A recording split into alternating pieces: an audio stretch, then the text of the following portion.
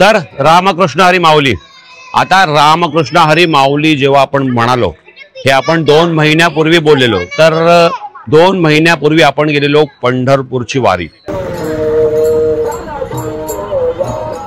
आयुष्यात पहिल्यांदा असा आनंद म्हणजे जगाला पण मिळतोय, पाहायला पण मिळतोय.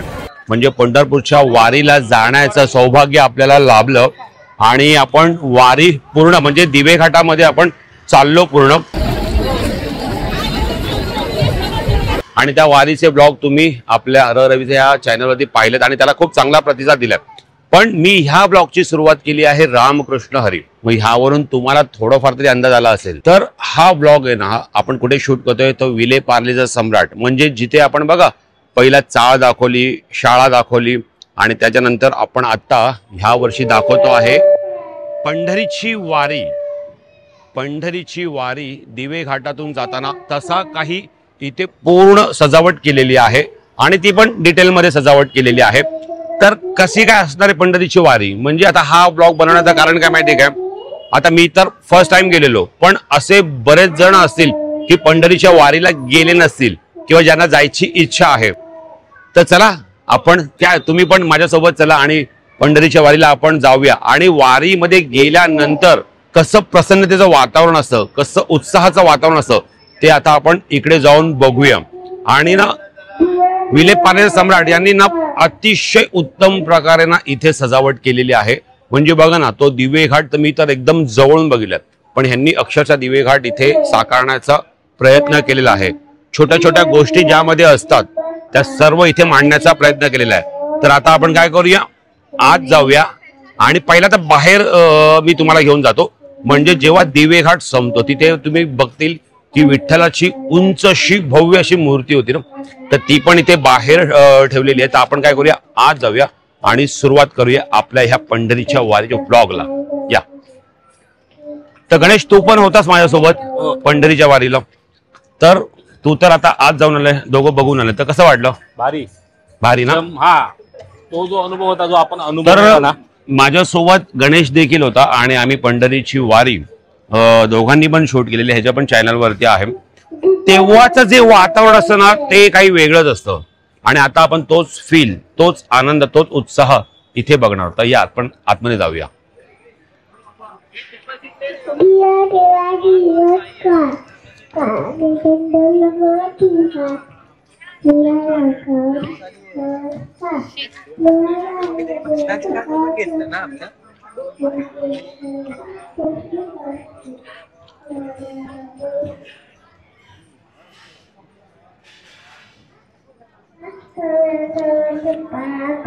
तर जसा दिवे घाट संपतो आणि भव्य आपल्याला उंच अशी जी विठ्ठलाची मूर्ती दिसते, तशीच इथे मूर्ती इथे उभारण्याचा प्रयत्न केलेला आहे. तर आपण काय करूया माहिती काय, इथे ज्या ज्या काही गोष्टी ठेवल्यात प्रवेशद्वारापाशी, त्या आपण ना जवळून बघूया. म्हणजे तुम्हाला देखील असा थोडासा एक बोलताना अनुभव व्हायला पाहिजे. मी इन डिटेल मध्ये ब्लॉग शूट करण्याचा प्रयत्न का करतो की जेणेकरून तुम्ही देखील तिकडे आहात आणि तिकडचा भाग आहात आणि तुम्ही देखील तिकडे वारीमध्ये फिरताय वगैरे, असा तुम्हाला थोडासा एक्सपिरियन्स व्हावा किंवा तिकडचं वातावरण कसं असतं हे सर्व तुम्ही अनुभवावं ह्या ब्लॉग मधून. म्हणून तसा प्रयत्न करतो आणि म्हणून तुम्हाला ना जरा इन डिटेल दाखवण्याचा हा माझा ब्लॉग मध्ये प्रयत्न असतो. तर आता आपण काय करू म्हणजे हा प्रवेशद्वार आहे, ठीक आहे. तर हा प्रवेशद्वार कसा बनवलाय, काय बनवलाय ना, तर आपण ते जरा क्लोजअपनी बघूया आणि मग ना आपण आत जाऊया. आणि आत गेल्यानंतर तुम्हाला असा फील होईल की तुम्ही दिवे घाटातच आहात आणि तुम्ही देखील वारीचा एक भाग आहात. मग तुमच्या तोंडातून ऑटोमॅटिकली एक वाक्य बाहेर येईल, रामकृष्ण हरी, आणि तेच तुम्ही कमेंट मध्ये देखील टाकतील. चला आता आपण पहिला हे सिनेमॅटिक शॉट्स बघूया.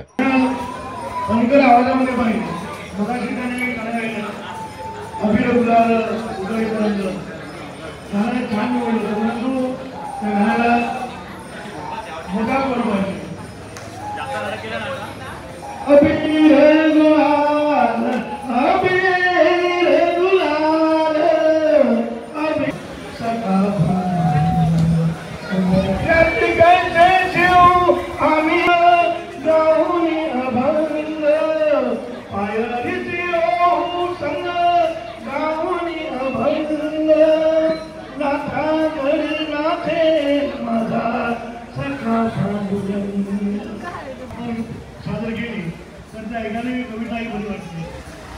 ही कविता देखील तालीमध्ये बोलावी तुम्हाला त्या ठिकाणी मागितले जाते आणि एकदा बाकीच्या दाखवी कविता पाठवून. तर मित्रांनो, आता आपण उभे आहोत विलेपार्ले सम्राटच्या सुंदर अशा प्रवेशद्वारापाशी. आणि प्रवेशद्वार बघा ना, नेहमीप्रमाणे अतिशय सुंदर आहे. आणि ही विठ्ठलाची मूर्तीच तुम्ही बघा, अतिशय मनमोहक आहे. आणि आता आपण ह्या प्रवेशद्वार जरा आणखी बघू. तुम्ही सिनेमॅटिक शॉट्स तर बघितले, पण आता आपण थोडस जवळून बघूया. तर इथे आहे भव्य अशी विठ्ठलाची सुंदर अशी मूर्ती. इथे आहे संत तुकाराम महाराज. त्यानंतर इथे असे वारकरी दाखवलेत आणि इथे आहे नाम. मागे असं ड्रॉइंग पेंटिंग करण्यात आलं आहे. त्यानंतर आपण जर त्या बाजूला जर बघितलं तर त्या बाजूला आहे संत ज्ञानेश्वर महाराज. आणि इथे ढोलकी वादक दाखवलेत. चला, आपण मेन प्रवेश गेट पाहिला आणि आता आपण आत जाऊया. चलो, चला. इथे आपण आत आलो ना, तर इथे आत आल्यानंतर तुम्हाला ना असं साक्षात होईल की तुम्ही दिवे घाटात आहात. आणि समोर आहे गणपती बाप्पाची मूर्ती, जे राजन झाड सर हे बनवतात. मूर्तीचे मूर्ती करतेच ना, मूर्ती करतेच. तर हा पूर्ण दिवे घाटाचा हा देखावा आहे. तर आता आपण काय करूया माहिती आहे का, सुरुवातीपासून सुरुवात करूया. त्यासाठी आपल्याला ना जावं लागेल कुठे, तर त्या कोपऱ्यात जावं लागेल. तर मी पहिला ती माझी जागा घेतो आणि मग सुरुवात करतो. तर मित्रांनो, आपण आता दिवे घाटाच्या सजावटीला आता आपण इथून सुरुवात करतोय. तर तुम्ही असं पकडून चला की इथून दिवे घाटाला सुरुवात होते. आणि सुंदर अशी आपली लाडकी एसटी देखील दाखवली आहे. आणि एसटीवर नाव पण बघा काय, विठाई. एसटी पण किती सुंदर बनवली आहे. आणि इथे तुम्ही बघतील तर ढोलकी वादक आहेत, वारकरी आहेत. आणि डोक्यावरती तुम्ही बघतील तर कलश घेतलेला आहे, तुळशी वृंदावन आहे. आणि ही जी वारी आहे ना, ही बघा, ही इथून अशी अशी पुढे सरकते. तुम्हाला ठिकठिकाणी ना इथे असे वारकरी दिसतील. हे बघा, इथे तर तुम्ही बघतील ना, तर आपण जेव्हा वारीला गेलो ना, तर तिथे आपल्याला असे वेगवेगळे ना फळ विकताना वगैरे असे काही मंडळी दिसलेली. त्यानंतर बघा इथे वीणा वाजवतात ते. आणि ही आपण ज्याचे जास्तीत जास्त व्हिडिओ काढत होतो ना, ते तुळस घेऊन जाणारी मावशी. त्यानंतर इथे बघा टाळ मृदुंगाचा नाद. आणि मध्ये इथे चुलीवरचं जेवण देखील बनवताना दाखवलेलं आहे. आणि नंतर ही बैलगाडी, म्हणजे बैलगाडीतून पण लोक वारकरी येतात आहे. आणि बैलगाडी पण बघा तुम्ही किती सुंदर बनवली आहे. आणि हा पूर्ण असा एक डोंगर दाखवलेला आहे, जो आपला गोंडपाट असं ना त्यांनी हे बनवलेलं आहे. म्हणजे तसं बनवण्याचा ते प्रयत्न केलेला आहे. आणि ह्या साईडला जर बघू आपण, म्हणजे ही जी वारी आहे ना, ती अशी फिरून इथून आली आणि इथून पण आहे ना ह्याला सुरुवात होते. तर इथून पण तेच असं वारीचा जो पण काही भाग आहे ना, तो इथे दाखवण्याचा असा प्रयत्न केलेला आहे. आणि हे असे दिवे घाट चढतात आहे वरती. आणि ही जी पूर्ण रांग बघतात आहे ना तुम्ही, म्हणजे जर सुरुवात जर बघायला गेली ना, तर सुरुवात अशी होते, अशी सुरुवात होते. आणि पूर्ण असं फिरून आहे ना, ते पुन्हा इकडून वारकरी सगळे इकडे येतात आहे. आणि जर तुम्ही बघतील ना, पूर्ण असा डोंगर. आणि जेव्हा आपण दिवे घाटात गेलेलो ना, तेव्हा आपल्याला ना एक छोटासा झरा देखील पाहायला मिळालेला. तर तसा देखील इथे काही दाखवण्याचा प्रयत्न केला. म्हणजे एक वॉटरफॉल आहे, तो देखील दाखवण्याचा प्रयत्न केलेला आहे. आणि नंतर ही वारी अशी हळूहळू हळूहळू पुढे सरकते. पुढे सरकल्यानंतर ती पोहोचते गणपती बाप्पाजवळ. आणि जे वारकरी आहेत ना, ते गणपती बाप्पाजवळ पोहोचलेले आहेत. असा हा संपूर्ण देखावा इथे उभारलेला आहे.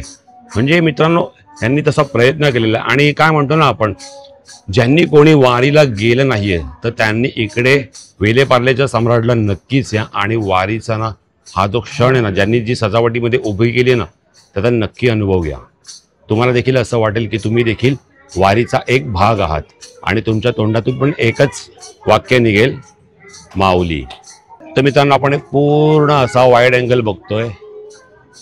आपण आता आतमध्ये आहात ना, तर पूर्ण असा हा वाईड अँगल आहे जिथे पूर्ण वारीची सजावट दाखवली आहे.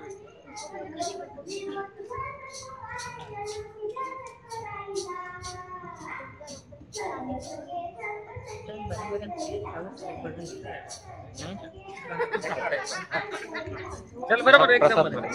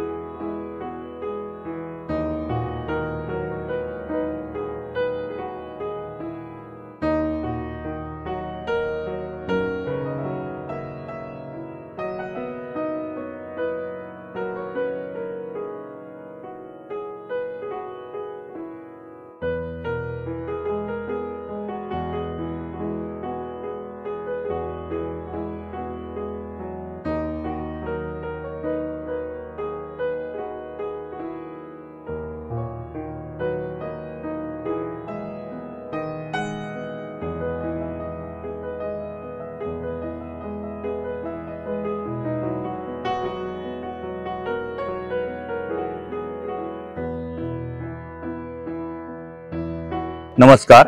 नवजवान क्रीडा मंडळ श्रद्धानंद रोड सार्वजनिक श्री गणेशोत्सव यांच्या वतीने प्रतिवर्षीप्रमाणे ह्याही वर्षी आपला 53वा वर्ष साजरे करत आहोत. त्यानिमित्ताने आम्ही इथे एक छोटासा सुंदर असा देखावा साजरा केलेला आहे. देखाव्याला आम्ही नाव दिलेलं आहे चला वारीला.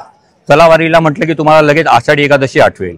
आषाढी एकादशी म्हटलं की पंढरपूर म्हटलं की विठ्ठल रखुमाई आराध्य दैवत, त्यांच्यासाठी आपण हा वारीचा इथे एक प्रयोजन केलेलं आहे.